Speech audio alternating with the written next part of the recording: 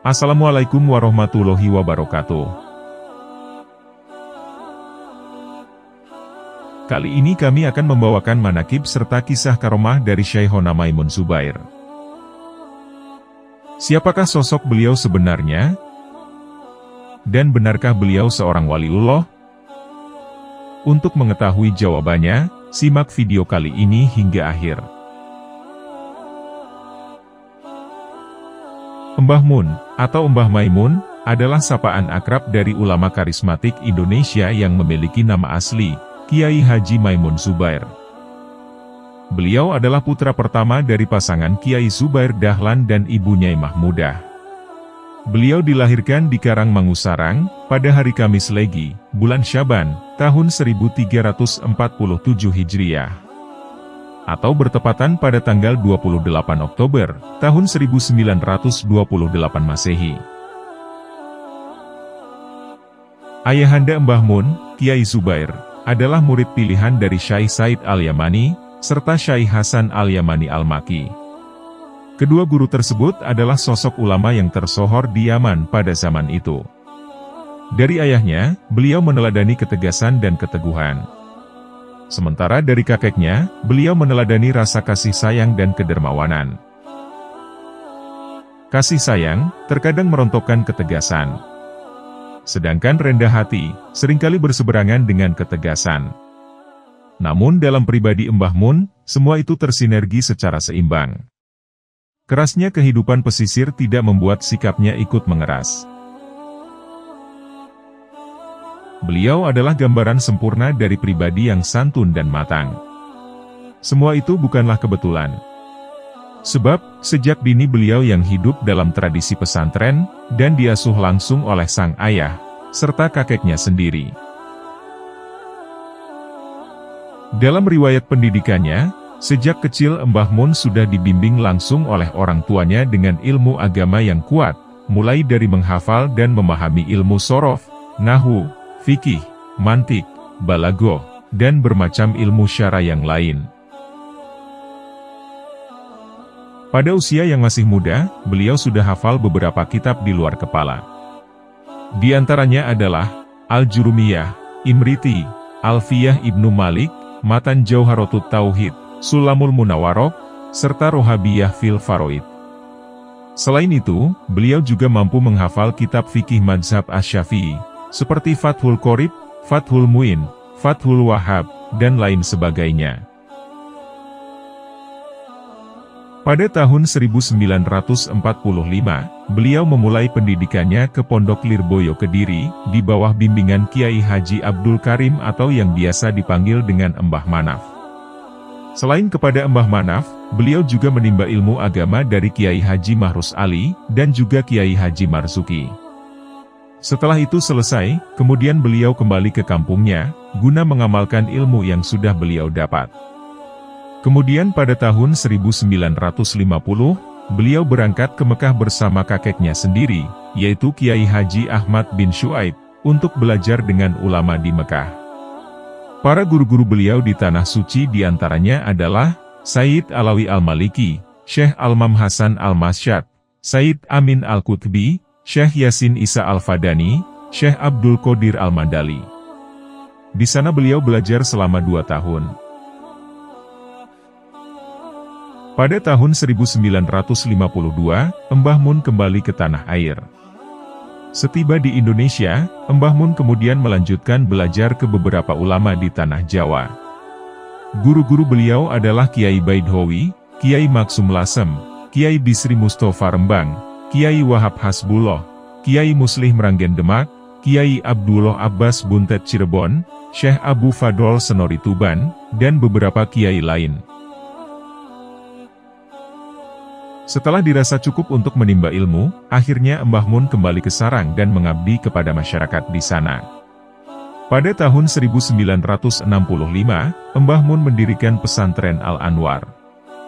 Di pesantren inilah, yang kemudian menjadi rujukan para orang tua, untuk memondokkan anaknya untuk belajar kitab kuning dan belajar Turats. Sehingga, masyarakat Sarang mengenal Kiai Haji Maimun Zubair sebagai sosok ulama yang karismatik.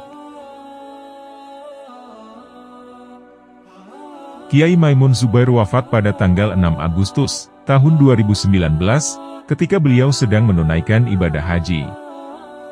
Beliau wafat pada usia 90 tahun. Kiai karismatik ini meninggal pada hari Selasa, dan dimakamkan di Jannatul Ma'ala. Hal tersebut membuat makam beliau berdampingan dengan makam sang guru, Abuya Sayyid Muhammad Al-Maliki, dan satu kompleks dengan makam Sayyidah Khadijah, istri Rasulullah, yang sangat beliau hormati.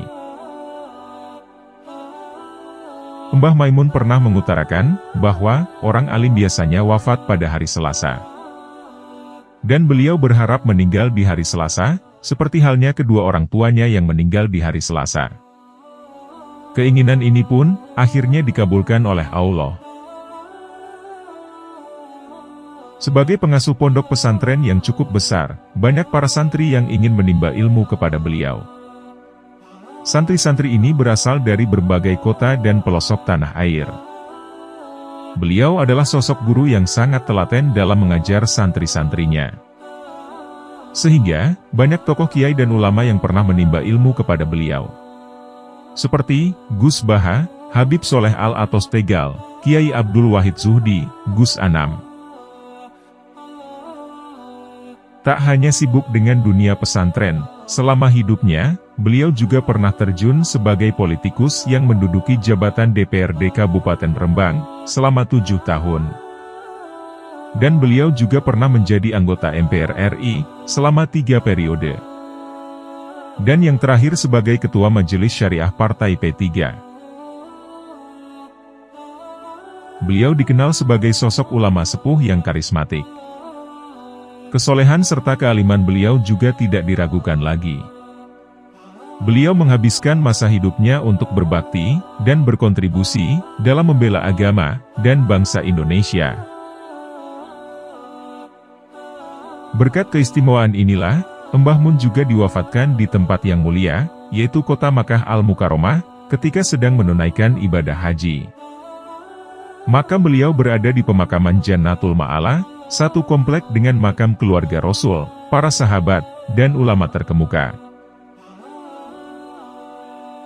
Kealiman beliau sangat diakui dunia.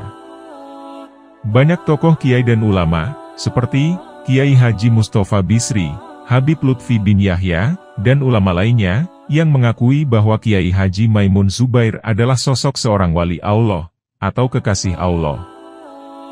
Alasan diantaranya dikarenakan, banyaknya karomah beliau yang terbukti nyata. Karomah adalah anugerah dari Allah Subhanahu wa Ta'ala. Dan secara bahasa, karomah memiliki arti kehormatan, atau kemuliaan. Selain itu, karomah juga sering diartikan sebagai kejadian luar biasa di luar logika kemampuan manusia biasa, yang terjadi pada diri seseorang yang berpangkat wali. Lain halnya dengan mukjizat, yang hanya diberikan kepada Nabi dan Rasul, supaya umatnya mau percaya dengan kebesaran Allah.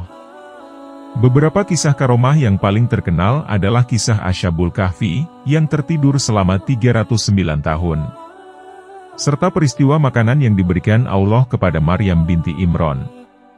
Semua bentuk kemuliaan dan keistimewaan itu adalah anugerah yang diberikan Allah Subhanahu wa Ta'ala terhadap kekasihnya yang memiliki kesolehan, ketakwaan, dan kealiman kepadanya. Sama halnya dengan apa yang terjadi kepada Syekhona Maimun Zubair. Beliau juga dianugerahi Allah sebuah bentuk karomah yang menambah keabsahan makom beliau sebagai waliullah. Hingga tak sedikit, banyak orang-orang yang telah menyaksikan karomah dari Mbah Mun yang sangat luar biasa. Berikut ini kisah-kisah karomah dari Kiai Haji Maimun Zubair. Menembus ruang dan waktu. Dahulu, saat Kiai Fadolan kuliah di Al-Azhar Mesir, beliau dimintai Mbah Mun untuk berziarah ke makam ulama, Imam Asy-Syadzili. Sebenarnya, Kiai Fadolan agak bingung. Sebab, waktu yang diminta Mbah Mun sangat terbatas sekali. Perjalanan ke makam Imam Asy-Syadzili itu lumayan cukup jauh. Sehingga, dibutuhkan juga tempat istirahat untuk menginap. Sebagai wujud penghormatan, Kiai Fadolan menyetujui permintaan dari Mbah Mun tersebut. Kiai Fadolan lalu menyewa kendaraan sebagai transportasi menuju tempat tujuan. Akhirnya Kiai Fadolan berangkat bersama Mbah Mun dan istri beliau. Di dalam perjalanan itu, ternyata terjadi sebuah keanehan yang hakiki. Di mana, untuk mencapai lokasi makam, yang seharusnya ditempuh sekitar 7 hingga 9 jam perjalanan, tetapi ajaibnya, hanya ditempuh dalam 2,5 jam saja. Subhanallah. Padahal, selama perjalanan itu, mereka juga sering transit untuk isoma di beberapa tempat yang dilaluinya. Bisa menyembuhkan penyakit hanya dengan air putih.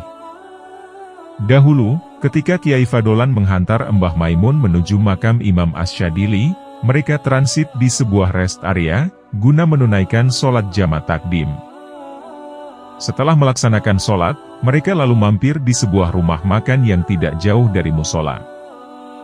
Saat menunggu pesanan makanan, si ibu pemilik warung tiba-tiba membawa sebotol air mineral. Ia memohon kepada Mbah Mun, agar memberi sebuah doa di air yang dibawanya itu. Mbah Maimun lalu mempertanyakan siapa yang sedang sakit.